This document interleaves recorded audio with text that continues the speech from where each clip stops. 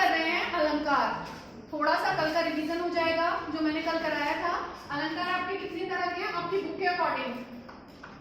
कौन कौन से? शब्द और अर्थ। शब्द और अर्थ अलंकार।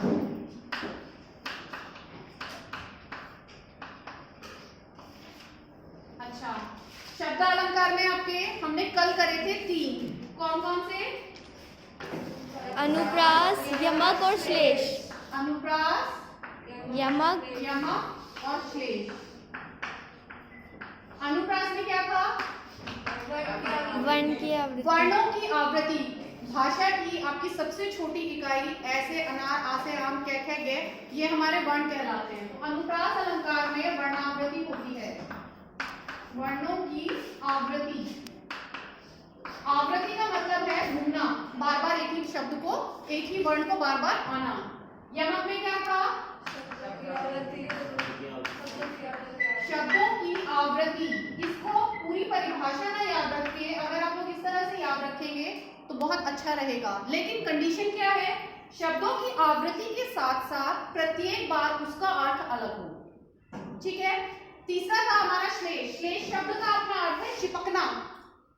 तो यहाँ पे क्या था? अर्थ आवृत्ति। अगर हम दृष्टि से देखें तो अर्थ आवृत्ति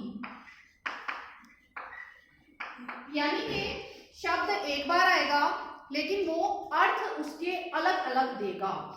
एक एग्जांपल था श्लेष का जो मैंने कल नहीं बताया, मैंने आज देखा।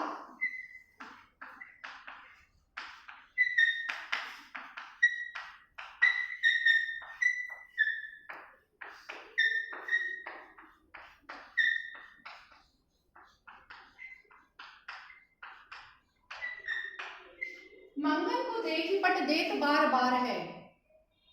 यहां पर बार बार शब्द 2 बार आया है। क्या मतलब है इसका? आप लोगों के सिलेबस में भले ही 7 अलंकार हैं, नहीं 8, ठीक है, लेकिन एक अलग अलंकार आता है जिसे कहते हैं पुनरुक्ति प्रकाश अलंकार। और मैं इसको आपको क्यों बता रही हूँ उसका भी लॉजिक है। आपके काव्य में, काव्य खंड जहां आप पढ़ते हैं, कई बार आपसे काव्य सौंदर्य पूछ लिया जाता है और वो 10th में भी होता है।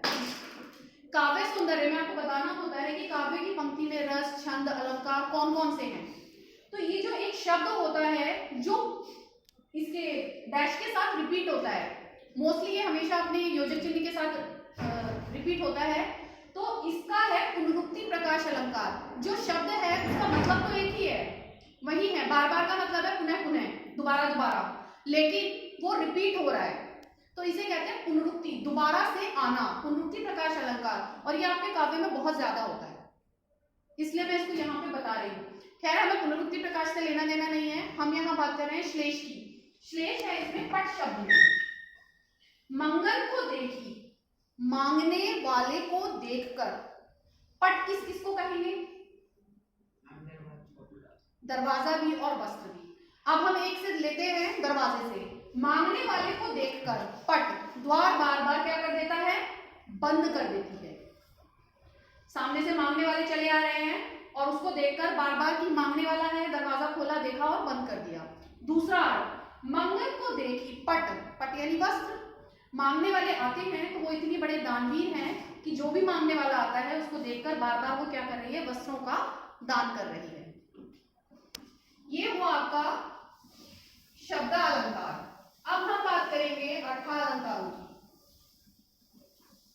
अच्छा, शब्द अलंकार में एक मैंने आपको बताया था कल, यमक। इसका एक एग्जाम्पल है, आप लोग सुनेंगे और उसके बाद मुझे बताएंगे। तनीषा बेटा एक बार ब्रेक करना है। अर्थालंकार में आपके आते हैं उपमा, रूपक, उत्प्रेक्षा, मानवीकरण और अतिशयोक्ति। अतिशयोक्ति। मैम वो एक अनियोक्ति भी तो होता है ना? हाँ, नियोक्ति भी होता है। उसमें होता है कि हम बात किसी के बारे में कर रहे हैं और अर्थ किसी और के लिए निकाल रहे हैं। अन्योक्ति, अन्य के ऊपर उक्ति। जैसे आपका बहुव्रीहि समास है कि हम बात तो कहीं और कर रहे हैं लेकिन अर्थ कहीं और निकल रहा है, इसी तरह से अन्योक्ति होता है।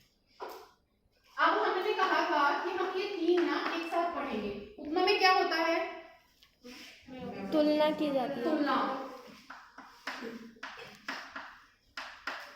रूपक में क्या होता है? एक रूपता। एक एक शब्द में अगर आप याद रखें, और उत्प्रेक्षा में क्या होता है? संभावना या कल्पना।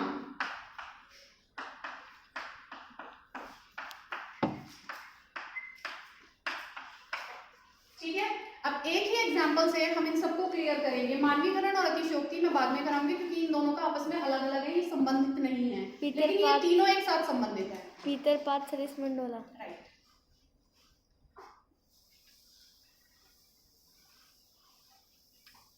तनीषा वीडियो का थोड़ा ध्यान रखना है, क्योंकि अलंकार को बहुत अच्छे से बनाना है। अच्छा, अब हम करेंगे। अच्छा, पहले मैं आपको उपमा के बारे में बता दूं। उपमा में आपकी 4 चीजें होती हैं। उपमेय, उपमान, उपमान, उपमान, साधारण धर्म और वाचक शब्द।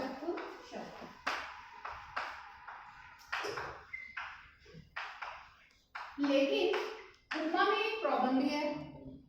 उपमा सामान्य उपमा ना होकर कई बार लुप्त उपमा हो जाता है। लुप्त का मतलब है छिपना, यानी कि इन चारों में से कोई एक चीज लुप्त हो सकती है, कोई भी एक चीज छुपी हो सकती है। लुप्त उपमा को ढूंढना मुश्किल है, क्योंकि सामान्य रूप से अगर आप उपमा को देखें तो ये जो इसका वाचक शब्द है, सा, सी, से, सम, सरिस, समान, जैसा, ये सारे शब्द आते हैं इसमें। इससे हम उपमा को बड़ी आसानी से पहचान लेते हैं। लेकिन अगर कभी ये लुप्त हो जाए तो उपमा अलंकार को पहचानने में थोड़ी सी दिक्कत होती है।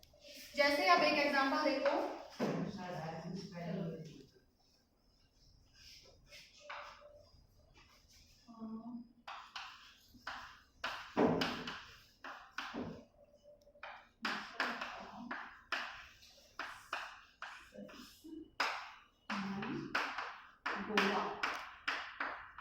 मैंने आपको पहले भी बताया उपमेय और उपमान के बारे में। उपमेय कौन?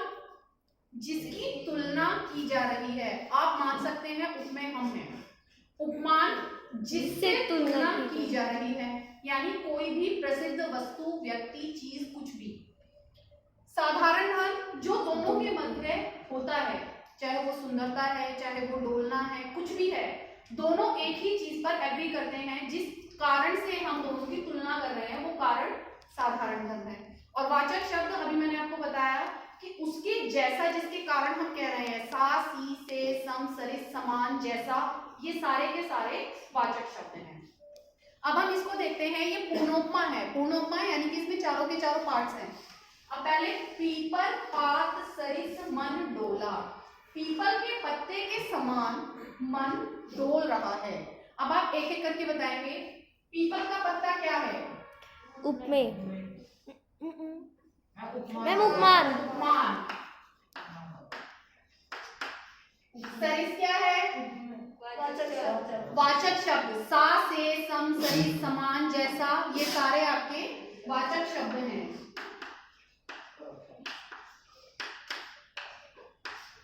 मन क्या है? उपमेय। उपमेय, क्योंकि हम तुलना कर रहे हैं मन की। मन हमारे पास है। और डोलना साधारण धर्म। साधारण धर्म। यानी कि पीपल का पत्ता जो है पेड़ पर लगा हुआ जिस प्रकार से हिलता है, उसी प्रकार मन भी हमारा बार बार विचलित होता है, बार बार इधर उधर भटकता है। इस पंक्ति का ये मतलब है। अब मैंने आपको कहा था कि मैं एक एग्जांपल से आपको तीनों ही क्लियर करूंगी।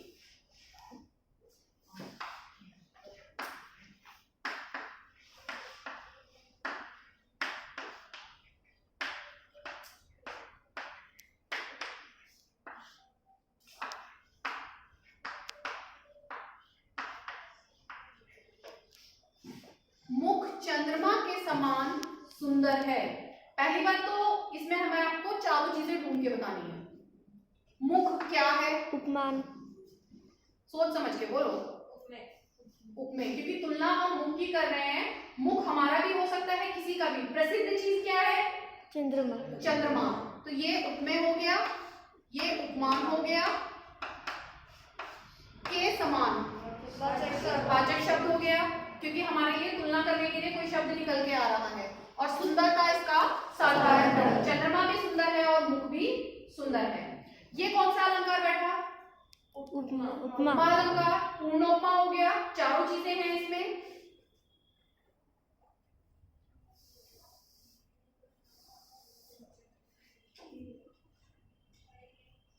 मुख चंद्रमा है। हमने क्या किया, मुख को ही चंद्रमा मान लिया, ठीक है।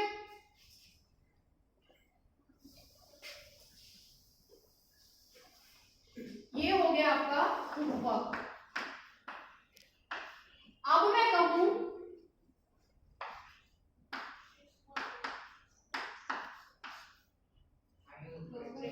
हमने कल्पना की मुख मानो चंद्रमा है और उत्प्रेक्षा अलंकार की एक अपनी पहचान क्या है, मनु मानो जनु जानो ज्यों, इस तरह के शब्दों का उसमें प्रयोग किया जाता है। अब बहुत सारे एग्जांपल्स आपके सामने आने वाले हैं, उनको एक एक करके आपको पहचानना है कौन सा किसका है।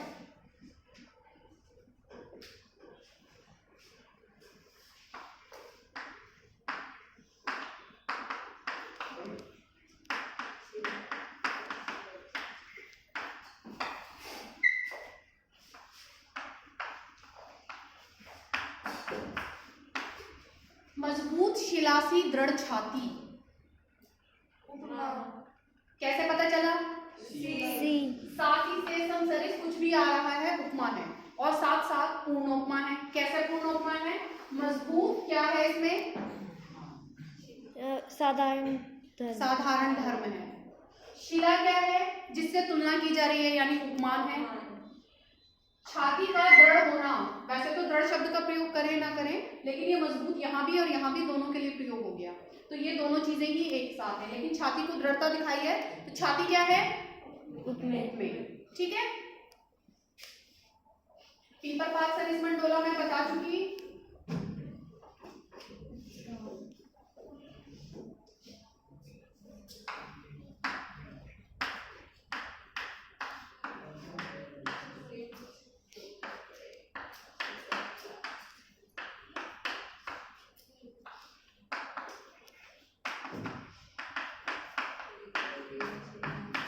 अब बताओ ये कौन सा है? फिर मैं एक एग्जांपल ऐसा दूंगी जिसमें आपको निकालना पड़ेगा, अभी मैंने वो एग्जांपल दिया। ये भी उपमा है क्योंकि यहाँ पर सात शब्द आ गया।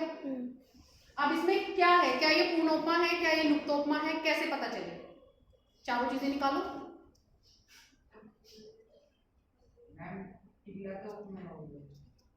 क्या बेटा? पीला, हाँ ठीक है, ये उपमेय हो गया। हाथी उपमेय है या टीला उपमेय है?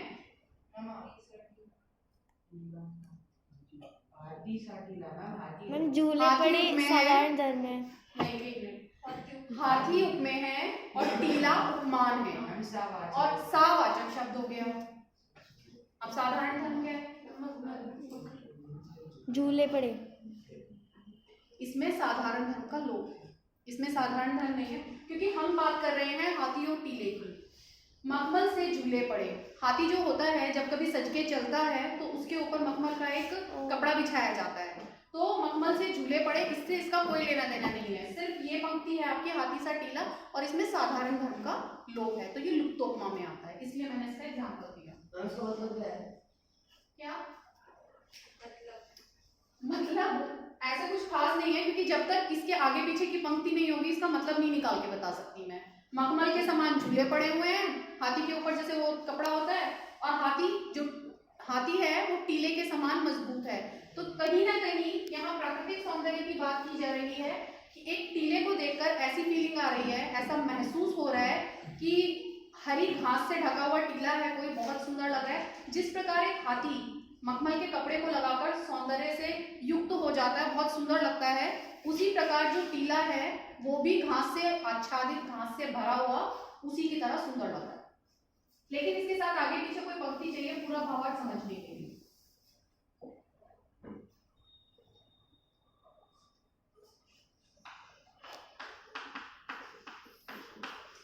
चलो मैं इसको बाद में कराऊंगी, क्योंकि ये है दो के साथ कंपेयर करने वाला।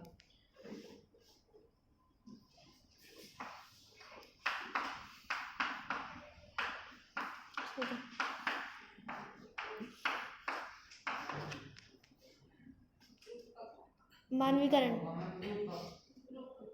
दोनों है इसमें। आय मेहनत वसंत मानवीकरण भी है और रूपक भी है। एक चीज रूपक में आपको योजक चिन्ह मिल जाता है, ये वाला। अगर ये मिल जाता है तो आंख बंद करके है कि रूपक ही है।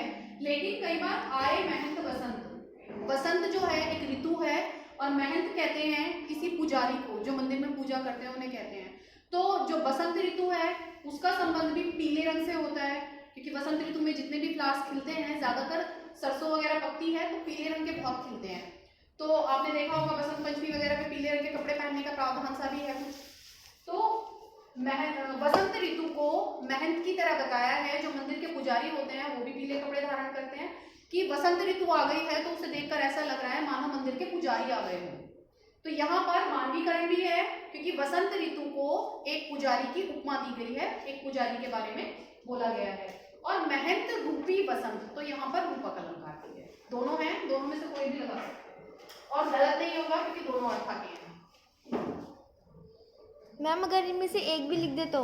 हाँ, एक भी लिखोगे तो कोई गलत नहीं है, दोनों में से कोई सा भी लिख सकते हो।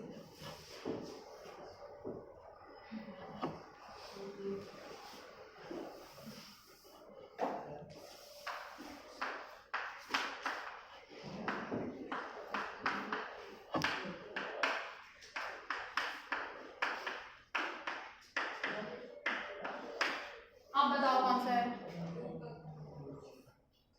सोच लो। चरण कमल, इसका मतलब क्या है? वो बताऊंगी, उसको बताते तो क्लियर हो जाए। इसमें भी रूपक है। यहाँ पर कई बार योजक चिन्ह दे दिया जाता है और कई बार नहीं भी देता। चरण कमल, कमल रूपी जो चरण है किसके? हरि के, ईश्वर के, उनकी मैं वंदना करता हूँ।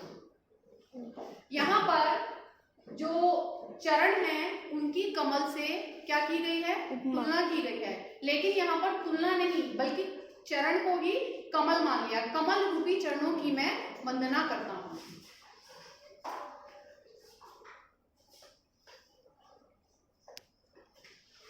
अच्छा, एक मैं बोल देती हूँ, लंबा है।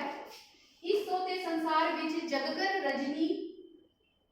जगकर सजकर रजनी वाले, कहाँ बेचने ले जाती हो ये गजरे तारों वाले। इस सोते संसार विच जगकर सजकर रजनी वाले, कहाँ बेचने ले जाती हो ये गजरे तारों वाले। मैं मानवीकरण अलंकार। बिल्कुल मानवीकरण भी है और उपमा रूपक भी है। कैसे है रूपक? ये गजरे तारों वाले, ये जो तारे हैं आकाश के, अभी पूरा भावार्थ बताऊंगी मैं आपको। ये जो आकाश में तारे हैं इनको गजरे कहा गया है, तारे रूपी गजरे। पंक्ति का अर्थ होता है इस सोते संसार में, ये जो पूरा संसार सो रहा है, जगकर सजकर रजनी वाले। रजनी किसको कहते हैं? रात्रि के समय को। तो जगकर यानी सारा संसार सो रहा है लेकिन तुम जाग रही हो। और सजकर, रजनी कैसे सजती है? आकाश में जब चारों तरफ तारे और चांद दिखाई देता है तो रात्रि का सौंदर्य बढ़ जाता है। कभी आकाश में बादल हो, घटा हो, तो आकाश में एक भी तारा या चांद कुछ भी नहीं दिखाई देता, तो उस समय रात अच्छी नहीं लगती। लेकिन अगर आप गर्मियों के दिनों में कभी ऊपर छत पे जाओ और आप देखो कि रात्रि का समय हो, पूरे में अंधकार हो और आकाश में तारे हो, चांद हो चमकता हुआ, तो वो बहुत सुंदर लगता है। तो इसके लिए लेखक ने कहा है कि जब सारा संसार सो रहा है तब तुम रात्रि के समय को कि हे निशा, हे रजनी, तुम इस समय सजकर कहाँ चली, कहाँ बेचने ले जाती हो। और जो तुम्हारे ये जो तारे हैं, गजरे रूपी तारे, इनको कहाँ बेचने ले जा रही हो। यानी कि तारों को गजरों की उपमा दी गई है। इसके साथ साथ मानवीकरण है इसमें, रजनी को, रात्रि के समय को स्त्री की उपमा दी गई है। ठीक है,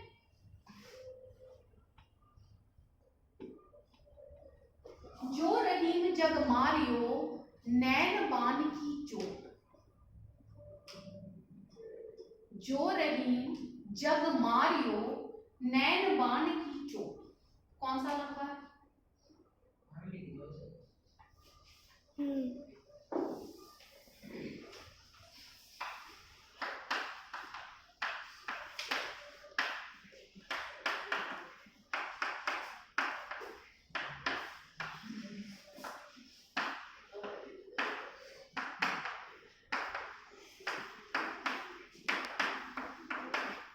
श्रृंगार रस का भी उदाहरण है। रूपक।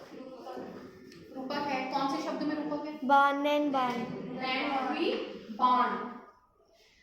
स्त्रियों के लिए कहा जाता है नैनों से तीर चलाना या इस तरह की बातें, यहाँ पर भी यही है, इसीलिए मैंने बोला है श्रृंगार रस का भी उदाहरण है।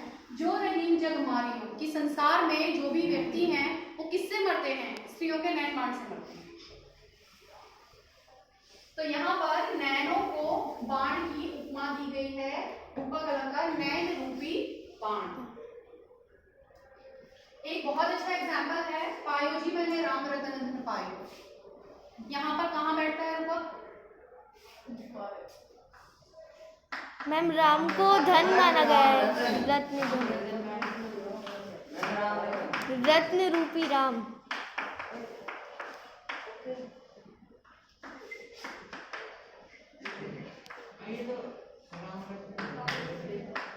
देखो आपको दोनों चीजें मिल सकती हैं, पायो जी मैंने राम रतन राम और डैश धन नहीं, रतन धन पायो या राम रतन धन पायो या राम धन पायो, कुछ भी हो।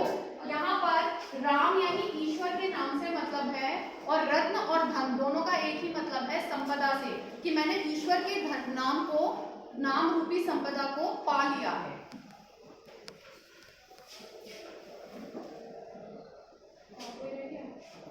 एक है मैया मैं तो चंद्र खिलौना ले हो, बहुत अच्छा और बहुत प्रसिद्ध है और एग्जाम्स में ज्यादातर आता है।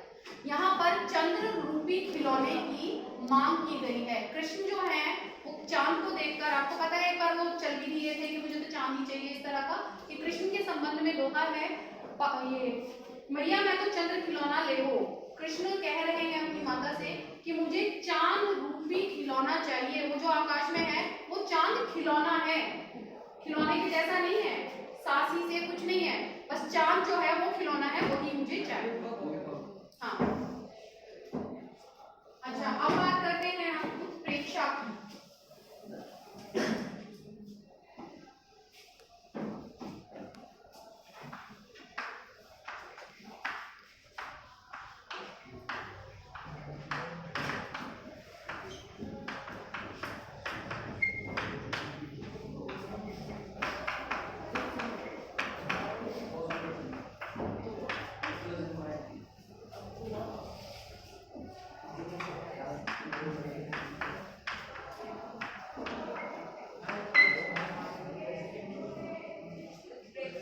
झुककर मैंने पूछ लिया, खा गया मानो झटका।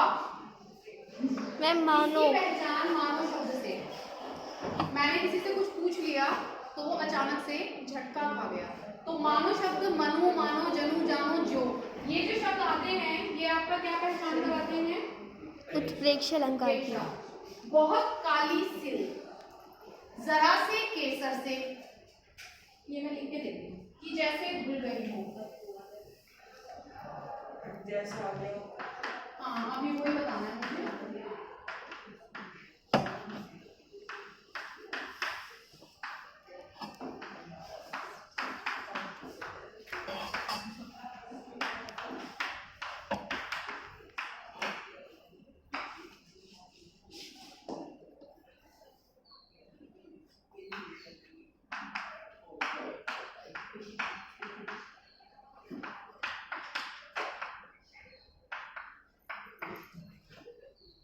बहुत काली सी जरा से केसर से कि जैसे धुल गई हो, कौन सा बैठेगा इसमें लंबा? उत्प्रेक्षा। कैसे? मैम जैसे वर्ड से। सिर्फ जैसे वर्ड से, जैसा जरा माँ में भी आ सकता है। मैम से, माँ में भी तो मैंने बोला था जैसे शब्द का प्रयोग होता है, अभी एग्जाम्पल भी दूंगी मैं आपको। हाँ तो गैस करो, बताओ मुझे कैसे।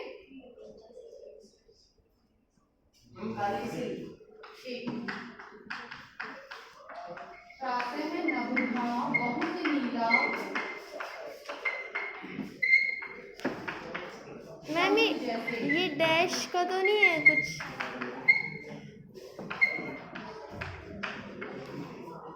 प्रातः नभ का बहुत नीला शंख जैसे, वही है। मैं आप लोगों को हमेशा पजल करती हूँ, ये पजलिंग क्वेश्चन आ गए क्योंकि मैं तीनों करा चुकी, ये उपमा भी, रूपक भी और उत्प्रेक्षा भी। अब पजल में आओ।